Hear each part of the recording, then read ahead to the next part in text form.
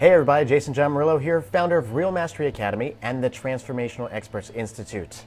And you'll notice over the last video and this video now, you'll see a theme arising, and that is the theme of loving your life. Now there's a reason for this because it arises from my own path. This is what I try to do, but then also it's what I declared as a professional that I help people do. I help high achievers and leaders continuously create a life they truly love, that everything I do amounts to that purpose. So with that in mind, my question for you tonight is, would you like to experience more of the fulfillment that comes from making a difference with your life? If so, stay tuned.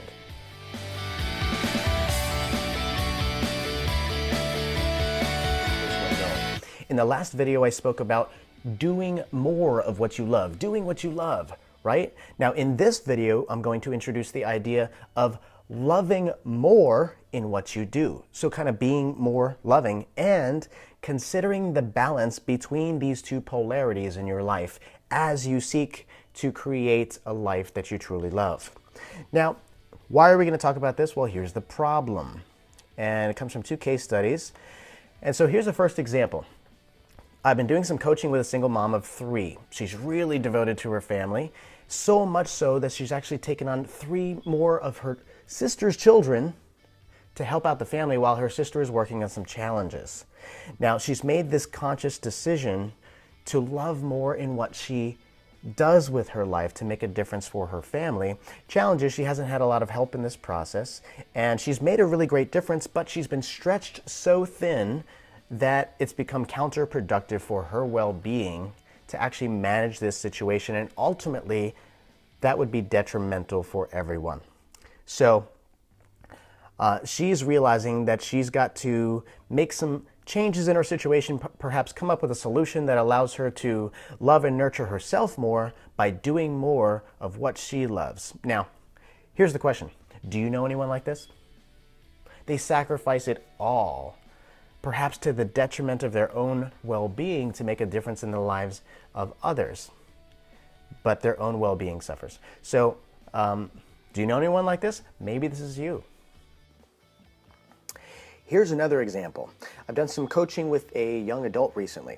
She's doing a lot of what she loves, like she's having a really good time. If you've ever been a young adult and got out there and just went for it, that's what this young lady is doing. She's shopping, she's dating, she's partying, she's living it up, right? But she's finding that she feels rather empty through a lot of these things, and that she has little to show for her activities, and that's kind of beginning to affect her self-esteem in some way, and ultimately her well-being because of her lifestyle. And she's really beginning to feel that her sense of purpose is suffering.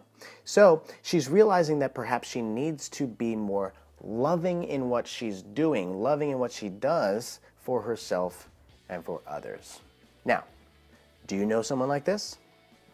Have you been there? Maybe this is you. I've been there for sure. Now, these are real stories and real extremes. The problem is that either extreme, as you can see, leads to drain, dissatisfaction, discouragement, depression, and a sense of just feeling stuck. So that's the 4 big D's, by the way. And a sense of really feeling stuck, like, am I ever going to get out of this? Isn't there more to life? There must be more, right? And there is. So we'll remember that the problem we're experiencing is not the problem we actually have. And what we're experiencing is all these feelings, right?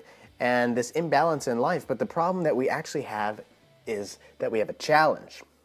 And life is challenging us to go deeper and learn, declare something new for our lives, and become the change that we're being called to.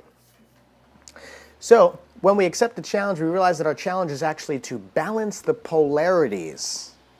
Balance these polarities such that we create a life of love and love your life. So I'll say that again. We're seeking to create a life of love while also loving our life. So we're giving the expression of love to life itself and receiving the experience of loving our life in the process, or balancing the two out at the same time. So why do we want to do this? Well, we want to do it because we have an opportunity. There's always an opportunity. And the opportunity here is that we have the power to choose. We have the power to choose to create fulfillment in our life. So we have a solution. So in the spirit of the Pope being here, we'll pull from St. Paul. So consider St. Paul's teaching. Paul said, look, everything is permissible. He actually said it twice. First time, though, he said, everything is permissible, but not everything is beneficial. Second time, he said, everything is permissible, but not everything is constructive. Okay? So, if we actually were to create a diagram of what Paul is saying, this is what it would look like. We'd see here that everything is permissible. You can do whatever the heck you want to do, right, is what he's saying. He's like, look, it's all up for grabs. Just keep in mind, or just allow yourself to follow the guideline that perhaps everything is not beneficial. And that perhaps not everything is constructive. So if you were to consider the polarities here, or the duality, we'd say that, well, something can be beneficial or it can be detrimental.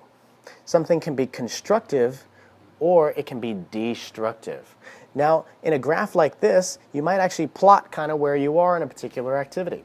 So some examples might be, and there's all kinds of ways that you can slice this, and so I'd like you to be able to just meditate on this for yourself, but something that's beneficial and constructive might be like building a school in Africa.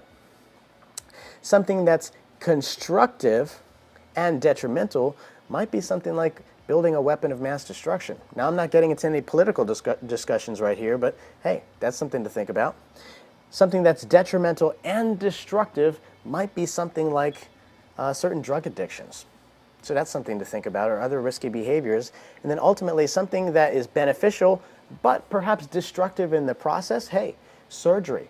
Sometimes we've got to create a little damage. Something's got to get worse before it actually can be repaired and get better. Now, that's one way to look at all of these, but you might want to be asking yourself in life, hey, is what I'm doing beneficial right now, but destructive in the long run? Is it beneficial right now, but very constructive? So on and so forth.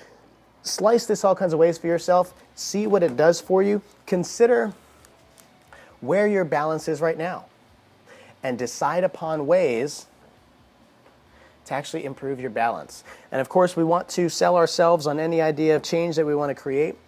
And so list the benefits of changing up your balance in life. If you've got to make some changes, what are those benefits? These are your whys. And then of course, what's the cost of inaction? Think about where you are right now.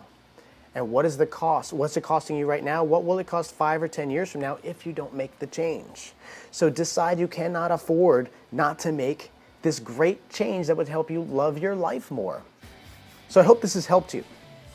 As always, I'm going to remind you, you are significant and you are worth deciding for yourself, in this case, to love more in what you do in life. So if this has helped you, please like this video. If you think it'll help others, please share it.